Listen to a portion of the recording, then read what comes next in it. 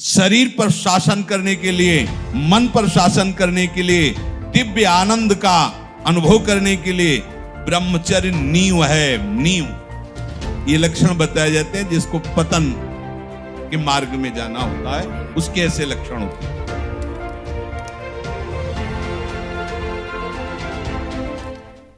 जिसको कश्यप जी से उनके गुरुदेव कह रहे कि जिसको इस मनुष्य जन्म में पूर्व पुण्य कर्म या संत महात्माओं की कृपाओं से मुक्त होना होता है, उसके ऐसे लक्षण प्रकट हो जाते हैं। वो शरीर के जितने भोग हैं उन भोगों में उसका विचार प्रकट होने लगता है। कब तक कितना खाते रहेंगे, ये कितना देखते रहेंगे, कितना भोगते रहेंगे, ये प्रारंभिक विचार प्रकट होने लगता है। मन कहता है ये संयोग कब तक रहेगा, कितना कितना विचार, अंदर विचार प्रकट होता है। उस विचार से उसके हृदय में इस शरीर और इन भोगों की जलन से मुक्त होने की इच्छा जागृत होती है। अब वो दानम व्रतम ब्रह्मचर्यम यथोक्तम ब्रह्मधारणम दमः प्रशांतता चैव भूतानां चानुकंपनम संयमाश्चानृशंस्यं च परस्वादानवर्जनम व्यलीका नामकरणम भूतानां मनसा भुवि माता पित्रोश्च शुश्रूषा देवतातिथि पूजनम गुरु पूजा घृणा शौचम नित्यमंद्रिय संयमम। अब उसके हृदय में उदारता प्रकट होती है। क्या वो अब संयम में आने लगता है। कम आहार करना, सात्विक आहार करना। यार आहार से प्राणी पोषण तो करना, चाहे जो कुछ पाओ, इस पर तो भाई संयम करना पड़ेगा। कुछ काल तक आप करके तो देखिए। अभी आपने आहार का केवल देखा है हिसाब, तो आपकी दशा क्या है। आप थोड़ा संयम में आइए और रसेंद्री के मांगे हुए आहार को कम दीजिए। मान लीजिए ये जन्म थोड़ा इसमें लगा दीजिए, आप देख लीजिएगा।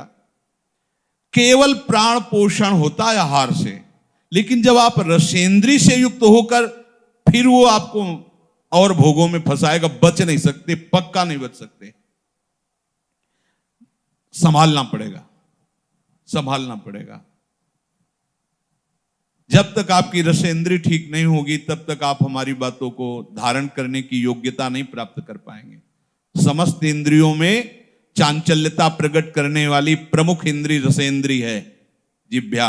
इसको संभालिए, संभालिए। जगह जगह ये बात शास्त्रों में पाई जा रही कि बहुत साधना में इसका योगदान है, रसेंद्री का।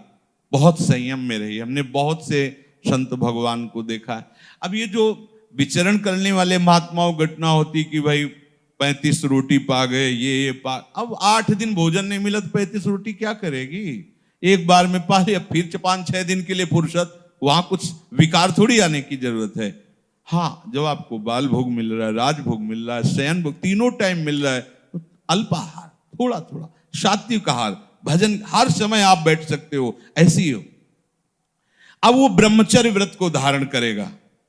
उदारता, संयम, खान पान, ये सब, और ब्रह्मचर्य। सच्ची मानिए ये अलौकिक व्रत है। ब्रह्मचर्य धारण करने वाले को बादाम, हलवा और घी की जरूरत ही नहीं भाई, बिल्कुल सच्ची मानिए। जैसे तप्त भूमि में पैर कैसे पड़ता है, एकदम ऐसी बिजली रहती ब्रह्मचारी के शरीर, बिजली। 60 किलोमीटर बिना विश्राम किए चलते देखा है। पीछे भी चर्चा की थी, हम हार गए। कमंडल हाथ में छड़, ब्रह्माकार वृत्ति, चले जा रहे। कब आहार मिलेगा, कब विश्राम, कोई मतलब नहीं। आहार, भगवदाकार वृत्ति। ब्रह्मचर्य अत्यंत आवश्यक, जिसे आप खिलवाड़ समझ रहे हो, ये बहुत बड़ी हानि है। जिन लोगों को ऐसा लगता है कि ब्रह्मचर्य छीण करके हम घी दूध पी करके या मकर और कौन सी भस्म और स्वर्ण भस्म मकर ध्वज और क्या क्या, भाई ये सब उसकी पूर्ति नहीं कर सकते। ध्यान रखना, जो ब्रह्मचर्य आपका छीण हुआ, जो नस नाड़ियों का अभ्यास आपका गलत बन गया, उसको कोई भी भस्म, कोई भी औषधि, कोई भी घी दूध बादाम पिस्ता पूर्ण नहीं कर सकता। ध्यान रखना, जिन लोगों को ऐसा लगता है वो भ्रम में है, वो भ्रम में है, वो भगवत आराधन की योग्यता खो देंगे। ब्रह्मचर्य अत्यंत आवश्यक है। नींद पर काबू पाने के लिए, शरीर पर शासन करने के लिए, मन पर शासन करने के लिए, दिव्य आनंद का अनुभव करने के लिए ब्रह्मचर्य नींव है, नींव। भले आप गृहस्थ में हैं तो शास्त्र आज्ञा करता है संतान उत्पत्ति आदि के लिए, बस बहुत जन्म हो गए खिलवाड़ करते हुए, थोड़ा तो संयम में इस जन्म में आ जाओ, चाहे गृहस्थ हो चाहे विरक्त हो। ऐसी प्रवृत्ति जो हम अनेक जन्मों से करते आए हैं, वही इस महामहिम मनुष्य शरीर को प्राप्त करके हम पुनः गलती दोहरा रहे हैं। अब हमको वो करना है जो आज तक किया नहीं। आज तक भोग करते रहे तो अब ब्रह्मचर्य से रहेंगे, आज तक विषय चिंतन करते रहे तो भगवत सेवा चिंतन करेंगे, आज तक संसार के रूप का चिंतन करते अब स्वामी के रूप का चिंतन करेंगे, आज तक संसार का नाम गुणगान करते रहे प्रपंच का, अब मैं प्रपंचातीत प्रभु के नाम का, उनके गुणों का गायन करूंगा। जब जिसको भगवत प्राप्ति होनी होती है मनुष्य शरीर में, तो ये संयोग प्राप्त होना शुरू हो जाता है। वो शास्त्रों का स्वाध्याय करने लगता है। इंद्रियों की चांचल्यता उसे अच्छी नहीं लगती, देखना सुनना बोलना, वो गंभीरता आने लगती है। कोई भी उससे बात करे मुस्कुराकर, ऐसा दयाचित, सब पर करुणा करने वाला उसका स्वभाव बनने लगेगा। चित्त विषय चिंतन के लिए लालायित नहीं होगा, लालची नहीं होगा, चित्त उदासीन हो, कुछ अच्छा ही नहीं लगता। स्वभाव में कोमलता, दूसरों से कुछ लेने की इच्छा का त्याग, किसी को भी मन से भी दुख ना पहुंचाने की सोचना, मन से भी किसी को दुख ना पहुंचाने की नहीं, किसी को मन से भी दुख हम ना सोचें कि भगवान देखो हमको गाली दिया, अपमानित किया, इसको ऐसा नहीं, ऐसा भी नहीं। सद्गुरुदेव भगवान की पूजा, पवित्रता का स्वभाव और अपने इन कर्मों का कभी प्रचार ना करना, यह है जिसकी उन्नति होनी, भगवत प्राप्ति होनी होती है। तो ये लक्षण उसके हृदय में जागते हैं। अपने शिष्य कश्यप जी को वो बोल रहे हैं। और जिसका पतन होना होता है, नाश होना होता है, उसे विपरीत बुद्धि प्राप्त हो जाती है। बुरी दशा आने के पहले बुद्धि बदली जाती है। उसके हृदय में विपरीत दशा जागृत होती है। विनाश काल में बुद्धि व्यावर्तते चास्य विनाशे प्रत्युपस्थिते, उसकी ऐसी बुद्धि में उल्टी भावना आ जाती कि कब तक ये सब, अरे भोगो यार, भगवान को मिलना होगा मिल जाएंगे, ना मिलना ना, सामने भोग उपस्थित, भोगो। उसमें धैर्य नहीं रहता। ये लक्षण बताए जाते हैं जिसको पतन के मार्ग में जाना होता है, उसके ऐसे लक्षण होते हैं। वो अपने धैर्य को नहीं बनाए रखता। कोई भी भोग सामने आया, विचार नहीं करना, पशु की तरह बस उसे स्वीकार कर लेना, नहीं। विवेक, अगला कदम रखने के पहले विचार करो, मेरा कदम कहां रखा जा रहा है, क्या होगा, अगर मैं ऐसा करूंगा तो होगा क्या। अगर हमारे हरि गुरु अपनी कृपा की नजर हमसे हटा लिए तो फिर होगा क्या। नहीं नहीं, बहुत बार ये सब किया, अब नहीं नहीं, और भाग पड़े, ज्यादा नहीं नहीं के चक्कर में ना पड़े, उस स्थान से भाग पड़े जहां सामने भोग उपस्थित हो। धैर्यवान यदि ऐसा है कि कोई प्रभाव नहीं पड़ रहा, तो भी वहां ज्यादा न टिके, हट जाए। काजर की कोठरी में कैसो भी सयान हो जाए, दाग लागी है, पै लागी है, पै लागी है, महापुरुषों ने कहा है। उसका धैर्य खत्म हो जाता है, धैर्यवान नहीं रहता। बहुत ध्यान देने योग्य बात है। शिष्य को बता रहे जिसका मंगल होना होता है उसके ऐसे लक्षण जो आप पहले वर्णन किए, और जिसका पतन होना होता उसके ऐसे लक्षण। अब वो विषयों के अनुकूल समय में मन पर अधिकार ना होने के कारण वो अपनी प्रकृति के विरुद्ध आचरण करना शुरू कर देता है। अपनी स्वाभाविक प्रवृत्ति प्रभु की तरफ होनी चाहिए, उनके हम अंश हैं, पर वो विरुद्ध आचरण जो भगवत मार्ग से हमें पतित कर दे, ऐसे आचरणों में खुश होकर वो चलने लगता है। अत्यंत हानि पहुंचाने वाली वो क्रियाएं करने लगता है। देख लीजिए ये सब, उनका क्या व्याख्या करें।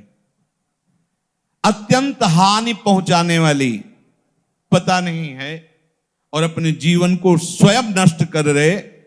जब उनको शिक्षा दो तो उनको बुरा लगता है कि हमें ऐसे महासुख से वंचित क्यों कर रहे हैं। अरे पागल, ये कोई सुख है जो तुम्हें छीण कर रहा है, नष्ट कर रहा है। आओ सुख सिंधु प्रभु के नाम रूप में देखो कैसा अपार सुख है। वो उन सब वस्तुओं का सेवन करता है जिससे उसकी बुद्धि भ्रष्ट हो जाए। होटल से मंगाओ भोजन, माना बहुत साफ स्वच्छ दिखाई दे रहा है, लेकिन बनाने वाले का कैसा आचरण है, कैसे बना रहा है, क्या विचार है, कैसी पद्धति से बनाया गया है। आपको शीशा के अंदर रखे हुए सुरक्षित दिखाई देते, लेकिन उस समय क्या है, सब अच्छा है, पर उसका विचार क्या है, उस समय का विचार उसके अंदर संस्कार डाल रहा है। ये ज्यादा चाट चूट वाली जो जबान है, ये परमार्थ लायक नहीं होती, इसको सुधारो। जिस चीज की ज्यादा मांग है उसको तो कभी मत खाओ। एक बार तो यार कर्रे पड़ जाओ, एक बार तो थोड़ा हिम्मती बनो। देखो ना, देखो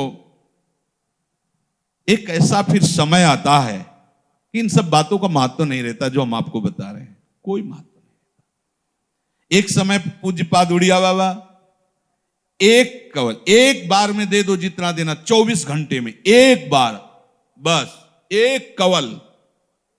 18 घंटे भजन में बैठे, ब्रह्माभ्यास, कृष्ण शरीर हो गया, दिव्य तेज जग रहा। ब्रह्मचर्य ऐसे थोड़ी रहा जाता है कि आप तीनों टाइम को कस कस के और सब ऐसे पाओ ब्रह्मचर्य रह। देखो कितनी मांग है, उचित दिया। वो अपने आप पचेगा ना, उसको भी तो पचने का समय दो।